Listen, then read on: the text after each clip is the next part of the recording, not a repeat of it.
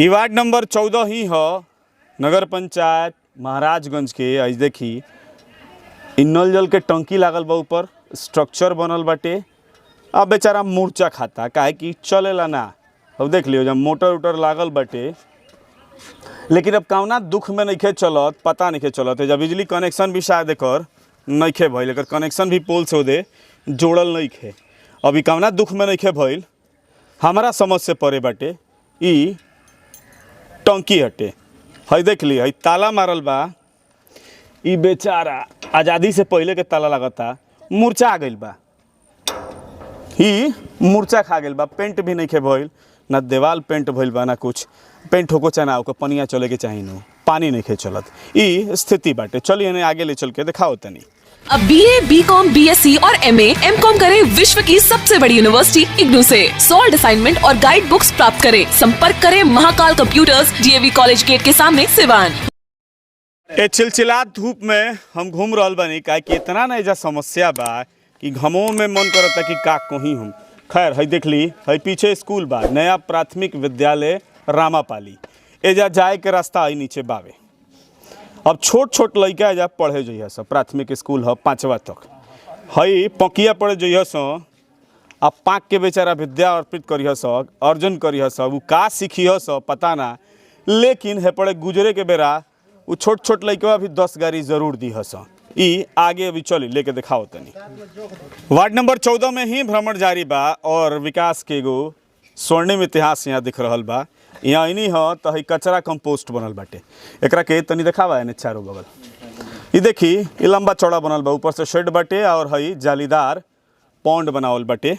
अभी हमारा बुझात नहीं कि पौंड हटे कि पशु शेड हटे। खैर जौना भी इस्तेमाल में आवत होके हमें देखिए हई पौंड बनल बाटे, लेकिन कचरा के नाम पर में कुछ नहीं खे।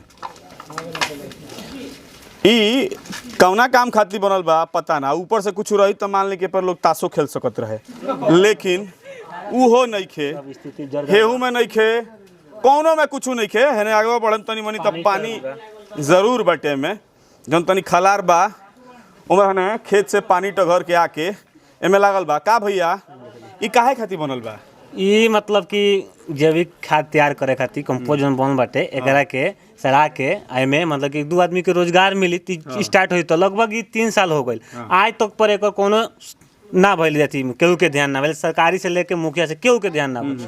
दूसर का बात पानी टंकी बाटे, उहो लगभग 4 साल हो गई, सब कुछ भइल, लेकिन आज तक हमनी के एक बूंद पानी ना मिलल एक गाँव खातिर। आ देखबे कहने है कि स्कूल बन बाटे, रास्ता के भी दिक्कत बाटे, हर एक तरह के मतलब शहरी क्षेत्र वार्ड नंबर 14 पड़ेला नगर पंचायत, लेकिन वो बुझाता कि नगर पंचायत बाटे नहीं खे बिल्कुल। माने आज मने के 2021 ही चलताटे। ओकरा बाद से लगभग हमनी के वार्ड नंबर बटला 13, 14 एके में रहे, लगभग 20 साल होके जा रहल बा।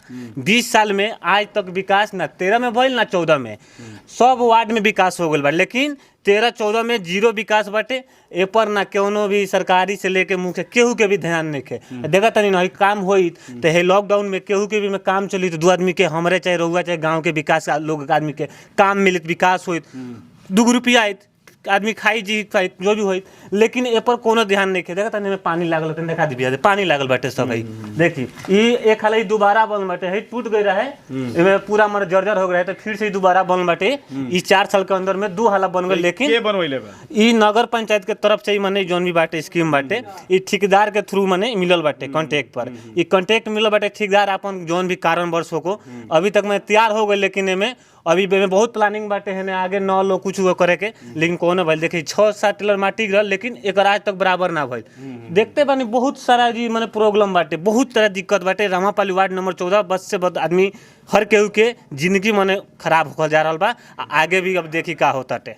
हम बहुत हम ये कहत तनी मैक्स बॉक्स के अथी से माध्यम से कि एक गाँव के तनी ध्यान जे भी सुनत हो को देखत हो को मीडिया चाहे जो भी है सबको प्रचार करो, चाहे देखो सुनो। आ मुखिया आ नगर पंचायत महोदय से अनुरोध बा कि हई काम आ नल जल योजना आ सड़क, इगो मेन 3 गो काम जरूरी बाटे दम हमनी खातिर बहुत जरूरी बाटे, तबे कुछ हमनी के होई। देखते नहीं रास्ता नहीं कचरा फान के नहीं है देखनी कि ना, तो सब बहुत दिक्कत बाटे। ऐसे बेसे हम का कहते हैं। बहुत धन्यवाद मैक्स बॉक्स के। चली तो ई कचरा कंपोस्ट बनल बाटे कि जौन भी कचरा हुई एने के लिया के में डलाई ओकरा से कंपोस्ट यानी कि खाद तैयार कइल जी, जैविक खाद बनी। लेकिन यहाँ के कहत नहीं कि 4 साल में 2 हाली बनल बा, यूज का बा पता ना, ऊपरा से ढाल रही तम कनी अनु कि ताश खेले के काम आई, या पर तनी बैठे लायक अगर रही तो में फ्रूटी उरूटी भी पिए के काम आई। लेकिन ई कौनो काम के नहीं खे, पर लड़का हगियो नहीं खस सकत बैठ के, कम से कम वहू काम लायक रही तो कहल जाए कि पैसा जौन लागल बा उ तनी सा यूजफुल बा। हई ग्राउंड हटे, ई ग्राउंड हो कि का जी? भावल जमीन है, प्रति शमशान सरकारी जमीन हटे, सरकार ये शमशान घाट हो जी, हमें लाश उसो जलेला जी जी जी जल्द तो यहू जा तो मान ली कि जमीन बा तो सौदागरी बन सकता। कहाँ सब नगर पंचायत में तो लिख के दियाइल बा, लेकिन अभी तक ले बनल ना। हम संग लाश जलाए में इतना गजन होला कि दूसरा जगह ले जाए के पड़ला जलाए के। तो चली देखी ना कितना पानी लगल बा में, कोनो व्यवस्था नहीं खे। देखत नहीं भैया, लाश देख के जाई आदमी अर्थी लेके गिर जाए बा ना। एक व्यवस्था होके चाहिए, कोई भी रास्ता कोनो भी माने एको तरीका होके चाहिए, एगो बनाए चाहिए स्पेशल ओकर जलावे खातिर। बिजली पर सबसे बढ़िया आज के देखते बानी जमाना कि गोहरा एथी नहीं मिल पावत, बहुत कम होल बाटे, लेकिन बिजली के खूब बढ़िया जी बने के चाहिए कि बिजली पर आदमी बिजली की सुविधा बाटे, यदि तुरंत लाश जड़ जाओ आदमी के कम दाम में हो जाओ। चली एजा अगर सरकारी सुविधा के नाम पर कहल जाओ तो बिजली बाटे जौन की शहरी एजा यूनिट के हिसाब से लागेला पैसा, लेकिन सुविधा के नाम पर गांव से भी नरक बाटे। हम फिर कहतनी, हम ताल ठोके कहतनी कि गांव के मुखिया, वार्ड, बीडीसी, जिला परिषद बहुत ठीक बाड़े, नगर परिषद के लुटेरा अधिकारी लोले बहुत ठीक बाड़े।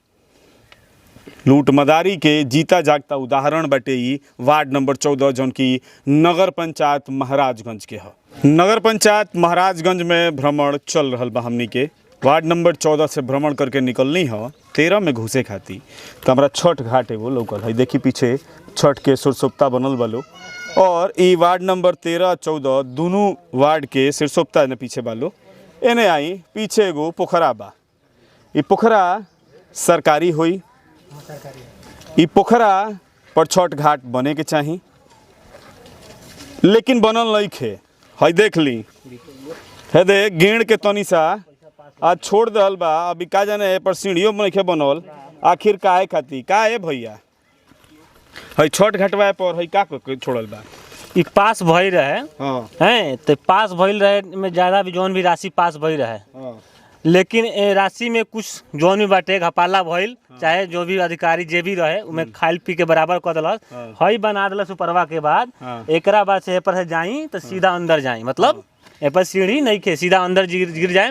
ई खाली इतना ही, बाकी सब पैसा हई देखा तनी हई जेबवा, ई जेबवा में चल गई कहवा तो ओई जी जे बाटे आ तनी हई चाचा बाबा बानी पूछ ली लो, इहे लो बताए में लिया के जी की निवास का चाचा घर ही जा हो। हाँ हई घटिया नहीं खे बनल, हेतने बना के छोड़ दल। हाँ माटी भरल बा, तो ई का पैसा उड़ा के रहे का? अब ई तो हमने के ना बता सकी सो ये हाँ। पैसा उड़ा गई रहे के बनवैलस इतना? अभी एथी नगर पंचायत के कोई कार्यपाल बनावल। अच्छा, नगर पंचायत के अधिकारी लोग कार्यपालक। हाँ अच्छा, तो इतने बना के छोड़ दनी लो, हाँ। तो पूछनी लो ना रुआलो बरा? अब हमनी के पावर हमनी का कहूं से गईनी के इतना काहे छोड़ लोग दनी? आई तब न पूछब सो। अब रउआ आइल बन हमरा से पूछत नहीं, रउआ लगाम जोन बात हम सपोर्ट करता नहीं। बिल्कुल सही बात बा। कार्यपालक पदाधिकारी के दुआरी पर घूम के पूछे के चाहे कि ना, का तो कोई ना माने विरोध रउआलो ना करम लोग इतना छूट गेल तो हैं काहे ना कल जाई? कहिया अच्छा उमर अब नजदीका रहल बराबर। देखी एजा घाट के व्यवस्था बाटे कि हेजा इतना काम क के या छोड़ दल बा, और पता ना फंड ओरा गई रहे कि टेंडर खत्म हो गई रहे कि का जाने का हो गई रहे, लेकिन काम इतने पर पेंडिंग रह गई। रिपोर्टिंग देखत रही हम मैच बॉक्स के, अभी तक अगर मैच बॉक्स के सब्सक्राइब नहीं कैले तो कर ली। और नगर पंचायत कहली वार्ड नंबर 14 नरक कि अच्छा रहे, बेहतर रहे। नरक देखी भैया कहता नहीं कि नगर पंचायत ना कह के नरक पंचायत कहल जाओ। बिल्कुल ई नरक पंचायत वार्ड 14 हटे महाराजगंज के। ये रिपोर्टिंग देखनी मैच बॉक्स के, अभी तक सब्सक्राइब नहीं कैले तो कर ली। फेसबुक पर देखते हैं तो पेज के लाइक करी, फॉलो करी, या वीडियो के तनी फैलाई कि यहाँ लोग तक पहुँच जाओ, साहेब लोग देख ली।